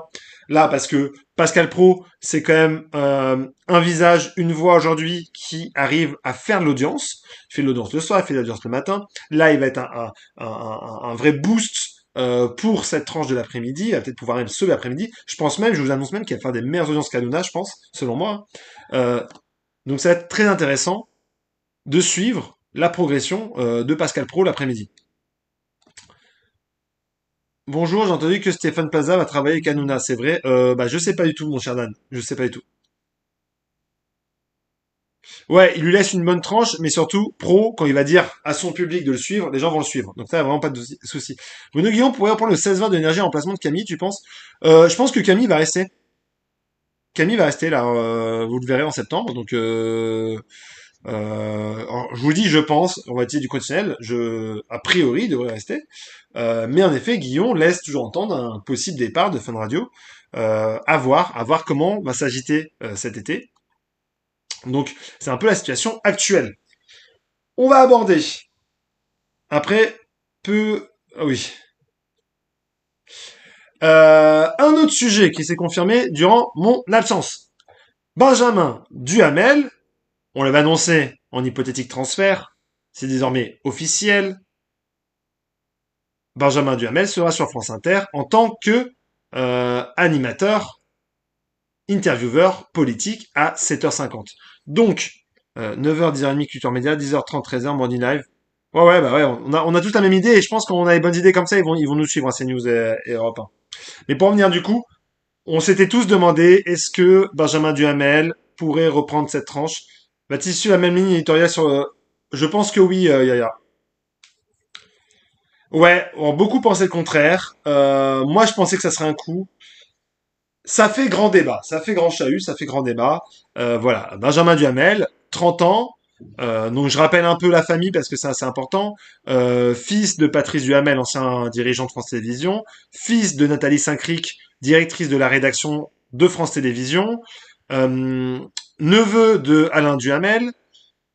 Cousin germain de l'ancienne ministre des Sports Amélie Oudéa Castéra. Conjoint, mais bon, ça après, c'est la vie, hein, Donc, Benjamin Duhamel arrive sur France Inter. Bon, c'est une pointure pour France Inter. En revanche, c'est une bascule un peu plus centriste et on voit clairement la volonté. Du coup, comme ils vont faire avec les stagiaires, je pense qu'il y en aura moins, Thompson. Euh, il n'y a pas une grosse contestation des syndicats de journalistes. Bah si, on va en parler justement. Il y a la SDJ qui est vraiment pas contente. Le pistonné, je peux pas le voir, dit Béraud. Il a été sous-estimé. Il veut se détacher de son étiquette de fils 2, mais France Inter, je le vois pas là-bas. C'est triomphe du mérite. Ouais. Les SDJ et remontée de France Inter, il resterait sur BFM. Pas contente car Piston et Benjamin Duhamel est très ainsi. Après, voilà. Ce qui est important, c'est de ne pas remettre en compte les qualités de Benjamin Duhamel, qui peut être voilà, punchy aussi, qui a son style, euh, et qui va récupérer, du coup, le quart d'heure le plus écouté de France Inter, voire même le quart d'heure le plus écouté de la radio en France. Donc, on donne à Benjamin Duhamel le prime time de toutes les stations radio confondues. Donc, c'est une place en or. Ce qui pose problème à la SDJ, ce n'est pas du tout le fait que ce soit un fils d'eux, etc. Ça, en soi, c'est un transfert, c'est un coup. C'est même une volonté d'Adèle Van Rett de ne plus être qualifié de station de gauche, mais de vouloir se qualifier d'une station généraliste en ayant viré les humoristes de gauche, et en mettant quand même des visages, des voix qui sont, voilà, un peu plus modérés, on va dire, un peu à gauche, un peu à droite, un peu au centre. Voilà, essayer de trouver quelque chose comme ça, parce qu'Adèle Van Dreden ne veut plus être qualifiée France Inter de station de gauche. Ce n'est pas son but, elle veut parler à tous les publics. Et donc, en prenant Benjamin Duhamel, qui n'a pas une image de gauchiste, c'est en faire un nouvel étendard, une jeunesse, donc partir sur le long terme avec lui. Pourquoi est-ce que la SDJ n'est pas contente? Parce que Benjamin Duhamel est un privilégié. C'est le genre de personne à se présenter au présidentiel par la suite. Le piston détruit, parfois un mec plus compétent se fait piquer sa place par un mec à papa. Oui, mon cher Flo, c'était censé être qui les journalistes de gauche à France Inter? Bah, en gros, il remplace Sonia De Villers, qui est quand même plus classée un peu plus à gauche que d'autres. Pour Béraud, c'est un gauchiste. Je pense pas que ce soit un gauchiste, moi, vraiment. Lui, au moins, il a du talent. C'est pas comme le fiston Sarkozy. Oui, c'est vrai. Duhamel, c'est un gauchiste? Non, non. Bah, c'est un gauchiste pour vous? Expliquez-moi en quoi il est de gauche. Pour faire juste l'interview, ça va. Par contre, attention à BFM, car Inter peut le prendre définitivement. Le public des bœufs porte gauche ou porte droite. Quand tu entres dans l'enclos, tu es ferré. À gauche, du caviar sur la table, peut-être. C'est parce qu'il est aussi en facture BFM privée. Exactement, Ludo. Tu réponds à la question de tout à l'heure. En effet, Benjamin Duhamel est un privilégié parce qu'il serait la seule voix de France Inter, le seul journaliste de France Inter, qui bosserait à la fois pour une radio du service public et pour une chaîne privée, puisqu'il conserverait sa quotidienne sur BFM TV. Et donc, il continuerait à avoir les grosses émissions de BFM TV pour les élections politiques, pour les municipales, pour la possible dissolution, pour la présidentielle. Donc, il devrait garder une place sur BFM TV, une place sur France Inter. Ce qui est du coup assez compliqué parce que la décision a toujours été de dire que soit on est au privé, soit on est au public. Mais pas les deux. On peut pas faire les deux. Et donc, dans ce débat-là, Duhamel est un privilégié, clairement. Il attaque pas la politique de gauche comme il le fait sur la droite. Moi, je pense Bayrou, il attaque tout le monde. Hein. Vraiment. Ouais, ouais. Voilà, ouais, ouais. Certains trouvent Zemmour et Le Pen de gauche, donc pour eux, Duhamel est un zadiste. Oui, c'est ça. Il a rien de parenté avec Nathalie Saint-Cric. Ouais, Nathalie Saint-Cric n'est pas de gauche non plus, mon cher Laurent. Pour rappel, c'était pas une grande fan, par exemple, du NFP, pour donner des exemples. Où Nathalie Saint-Cric a jugé un peu sévère la condamnation pour Marine Le Pen. On va pas dire que c'est une prise de parole de gauche. Mais il a du nez d'avoir fait son move. Oui, mais c'est pas Duhamel que je critique, c'est plus le. En vrai, on peut plus avoir une critique du système, d'une personne privilégiée, d'une personne euh, qui a eu la chance parce que il a un nom de famille, parce qu'il a une famille, de pouvoir se retrouver à tel ou tel endroit, plus que lui directement, parce que oui, pour France Inter, c'est un joli coup. Si ça avait été RTL, RMC, n'importe quelle personne, je pense que Benjamin Duhamel est aujourd'hui un peu une sorte de de petite pépite, on va dire, pour un objet télévisuel, donc ça c'est intéressant pour ça. Mélenchon avait dit une fois que Nathalie Sacré était une socialiste invétérée. Oui, après, pour Mélenchon, on s'avoue, socialiste c'est méchant. Ça le rend plus crédible journalistiquement. Qui dit qu'on ne peut pas faire les deux? Bah c'est la règle en fait à Radio France. Les journalistes, et même à France Télévisions, hein, les journalistes ne peuvent pas travailler pour une chaîne privée. Je parle pas des animateurs. Je parle pas des animateurs. On a eu des animateurs qui ont bossé pour d'autres groupes. Mais les journalistes ne peuvent pas travailler pour le service public et pour le privé. C'est voilà, c'est la règle de Sybille Veil, etc. Euh, tac, tac, tac, tac. Faut écouter son père sur les CI, pas des gauchistes, franchement. Faut mettre ça de côté. Il fait sa place. Donc voilà. Donc lui, je pense qu'il va laisser sa place. Après voilà, je pense que c'est la direction que veut prendre France Inter. Mais il est vrai que cette place de privilégié, la SDJ n'est pas contente. Donc j'ai ici le communiqué. La rédaction de France Inter a appris ce lundi l'arrivée à la rentrée prochaine de Benjamin Duhamel. Nous apprenons qu'il conservera un rendez-vous d'antenne quotidien le soir sur la chaîne de télévision qui l'emploie. Attends, qu'est-ce que vous dites? Ta ta ta ta. Et alors on a bien Faustine, France Télé, RTL. Ouais, ouais, mais Faustine n'est pas considérée comme journaliste, elle est considérée comme animatrice, présentatrice. C'est différent. C'est comme Hanouna. Hanouna n'est pas un journaliste. Et il peut se permettre d'être à la fois sur Inter et BFM parce que maman est directrice de l'info. Ouais, après c'est pas le même groupe, Béatrice. C'est Radio France et France Télé. Soto n'a pas été chez RTL et France Télé en même temps. Non, non, non. Soto, quand il a quitté la Télématin, il allait sur RTL et il était plus du tout sur France Télévisions. Non, mais ça, c'est une règle. Donc, dans le communiqué, les compétences de ce confrère ne sont nullement en cause. Mais la rédaction a massivement exprimé au directeur de l'information son opposition à ce cumul inédit pour France Inter. Elle dénonce un mélange de fonctions, l'une d'un groupe de médias privés et l'autre sur notre radio de service public. Quid de la spécificité et de l'attachement à ce service public, vanté par le directeur de l'information à sa prise de poste, il y a seulement quelques semaines.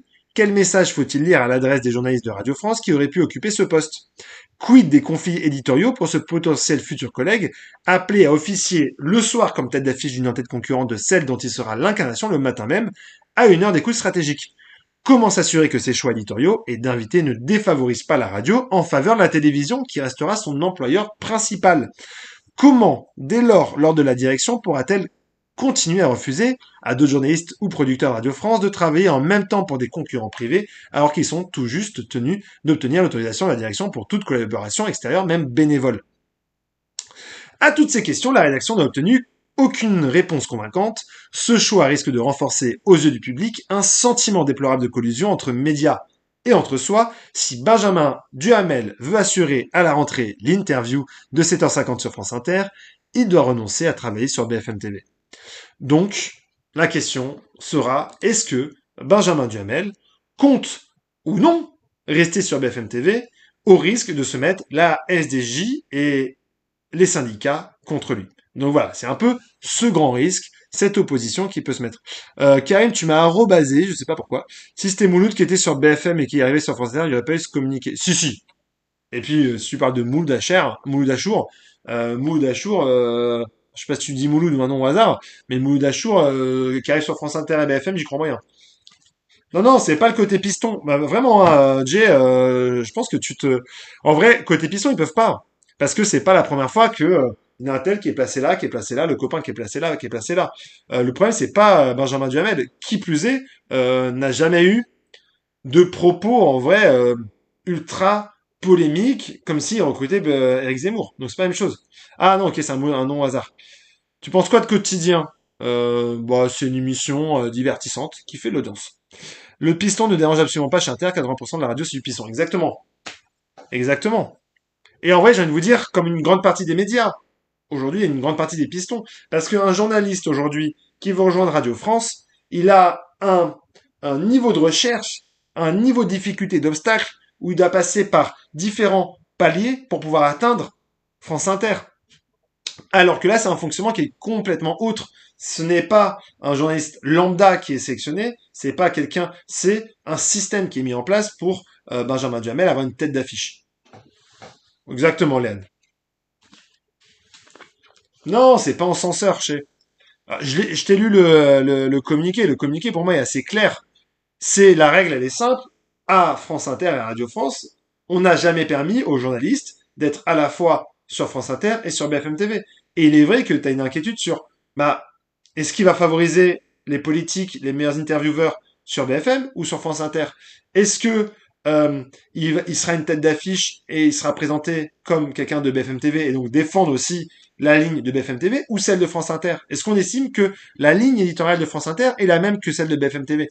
Tout ça pose des questions. Et BF et France Inter, c'est le service public. Donc on peut pas faire un mélange des genres. Donc ils disent pas tout dans le communiqué pour toi. Là, du coup, c'est un peu une théorie du complot, Jay. C'est-à-dire que tu considères que des choses euh, qui ne sont pas dites sont dites. C'est une théorie du complot, parce qu'on ne sait pas ce que tu dis n'est pas apparu pour le moment.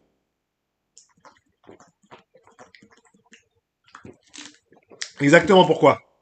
Bah, tu vois, typiquement, moi, j'ai pas encore la chance d'être pistonné, et donc je suis là avec vous ce soir, et c'est un vrai plaisir, et c'est vraiment agréable de pouvoir parler médias avec vous ce soir, et c'est vraiment un moment que j'adore, mais j'aurais adoré pouvoir organiser ce type de format en partenariat avec un média qui pourrait me financer directement.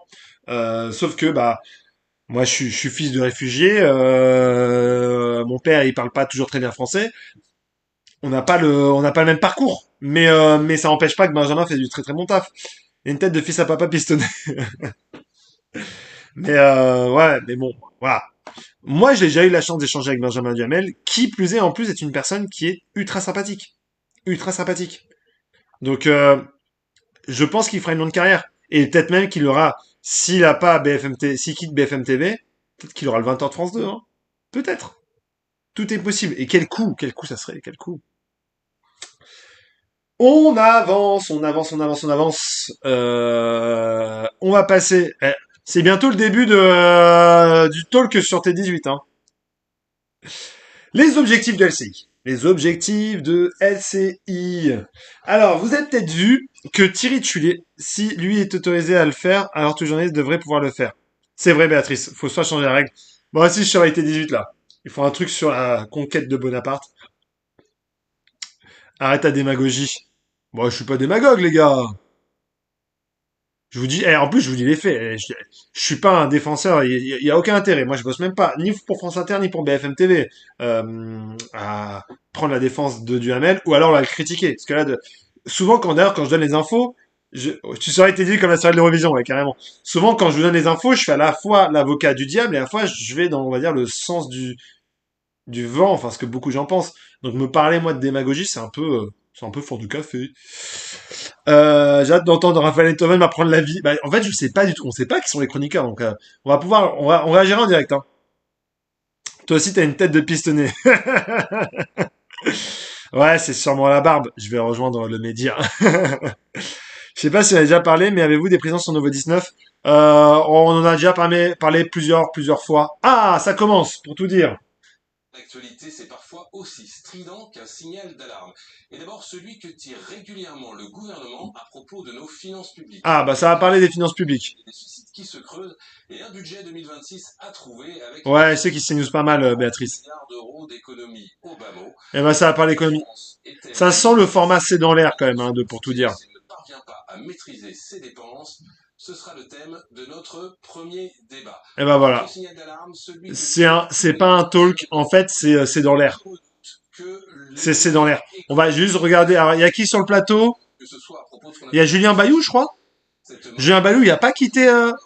À vous pensez à faire la télé, mais si, pas mon cher parrain, si une chaîne de télé, si un directeur de l'antenne est dans le chat, on peut discuter. Moi, pourquoi pas.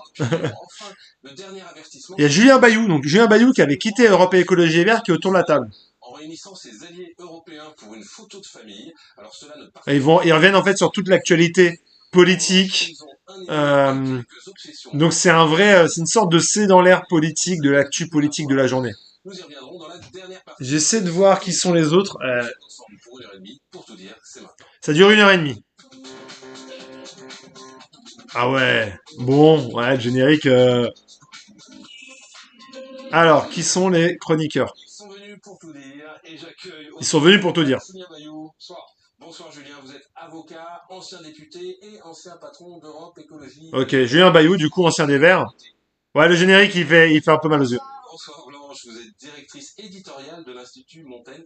Directrice éditoriale, Blanche, je sais pas qui c'est, l'Institut Montaigne. Emmanuel, journaliste économique, directeur de la rédaction de l'Usine Nouvelle. L'Usine Nouvelle. Elsa Lacosta. Elsa Lacosta. Directrice générale d'Ashoka France, c'est le premier réseau. Ah, Ashoka France, ok. C'est quoi un entrepreneur social? Un entrepreneur qui vise à transformer profondément la société. Ouais, ça va, c'est très techno-intello, là. C'est très techno-intello. Lui aussi, ancien député Renaissance, et c'est presque un ancien député Renaissance. Anniversaire, ça fait 1 an aujourd'hui que j'ai la chance ou la malchance de ne plus être parlementaire. Avec le bac à sable de l'Assemblée, Wow. Je suis bien avec vous ce soir. Voilà, et Patrick Vignal, donc, qui était député... Patrick Vignal, et il y a déjà un siège Kevin, hein. Professeur de judo, entrepreneur... Professeur judo, entrepreneur. En fait, on dirait une tranche classique de chaîne d'information, avec des invités très techno, très...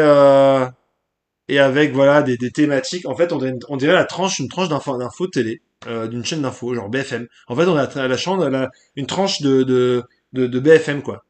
N'ayez pas, se désole la ministre. Et voilà, et en gros, ils décident de prendre un sujet. Ouais, c'est ça, c'est du BFM Business. Alors, je dirais pas que les invités sont low cost. Je pense que les invités sont très techno, en fait, sont très experts. On a des vrais experts.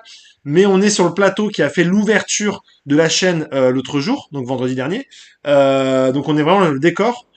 ton siège, t'as pas rejoint encore l'équipe. Ouais, c'est ça. Mais bon, moi, je vais venir. Déjà, ma manière de parler, je trouvais un peu atypique pour un journaliste. C'est pas forcément un ton que vous entendez à la télévision. Donc, vous m'imaginez, moi, sur T18, en train de parler comme je suis en train de vous parler là actuellement. Je sais pas s'ils me voudront. Ça se trouve, ils diront, je sais pas, j'ai une manière de parler qui est peut-être trop directe, ou en tout cas, j'essaie de mettre de la nuance dans ce que je peux dire. Mais c'est vrai qu'il manque une place et que, pour moi, on dirait juste, c'est une tranche de chaîne d'information. Rien de, il y a aucun expert que des lobbyistes. Bah, en vrai, les députés, si Institut Montaigne, je connais pas assez. T'as peut-être raison aussi, en fait, pourquoi. Il y a peut-être beaucoup de lobbyistes. T'as plus de budget que des 18. T'as raison qu'ils sont pas en direct. Tu te rends compte qu'ils pourraient être en direct quand même, ça pourrait avoir de la valeur, une valeur de soi, une valeur de quelque chose. Mais après voilà, directeur de l'usine nouvelle, ah, c'est un Emmanuel Dutheil, c'est un journal qui est très technique, d'expertise. Donc en gros, je pense que ça va être des débats presque intello. Donc c'est au-delà même de C'est ce soir, hein, c'est assez particulier. S'il se passe quelque chose, je vous dis, on va revenir à Steve Montaigne, c'est un montage de propagande ultralibérale. Ok, pourquoi? Excuse-moi. Proposé dans Canada pour une émission sur les médias. Bah en fait, j'ai déjà essayé de leur proposer, mais j'ai pas de réponse, ma chère Béa. Mais peut-être qu'un, je vous dis à chaque fois, peut-être qu'un directeur de l'antenne passera là, ou le jour où je passerai les 10 000 abonnés, je pense que peut-être mon téléphone sonnera. En tout cas, ils ont mon numéro, ils me connaissent, hein. Mais mais ouais, pour le moment, on est ici. Toi, tu dois payer les salaires plus élevés. En direct, ouais, exactement. On va en profiter du coup pour parler du prochain sujet, les objectifs de LCI. Je sais pas si vous avez suivi quand je vois Serge, quand je crois. Si tu es recruté dans les médias, tu nous oublies pas. Mais là, j'oublie personne dans le chat. J'oublie personne dans le chat.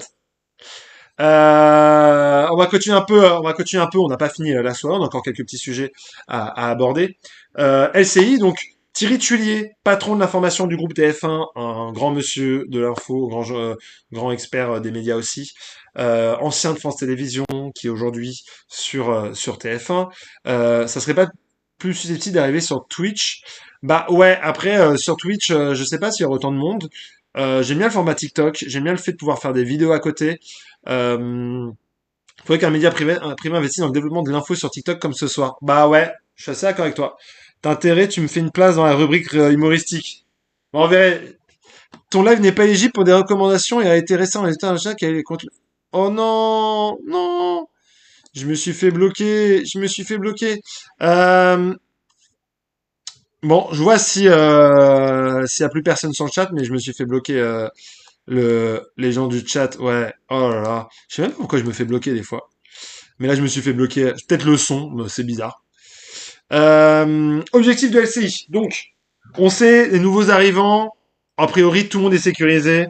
Darius Rochebin, on sait qu'il était approché pour faire le 20h de France 2. Il a dit non. On sait qu'ils ont proposé à Nicolas Dose, Christophe Barbier, qui ont été recrutés dans la matinale. Donc, on va avoir une matinale de LCI qui va être beaucoup plus... putain, mais ça me bloque tout. Euh, je vais devoir relancer le chat, même si c'est la fin, je suis désolé les petits potes. Je vais relancer le chat. On se retrouve juste après. À tout de suite. Revenez tout de suite, les gars.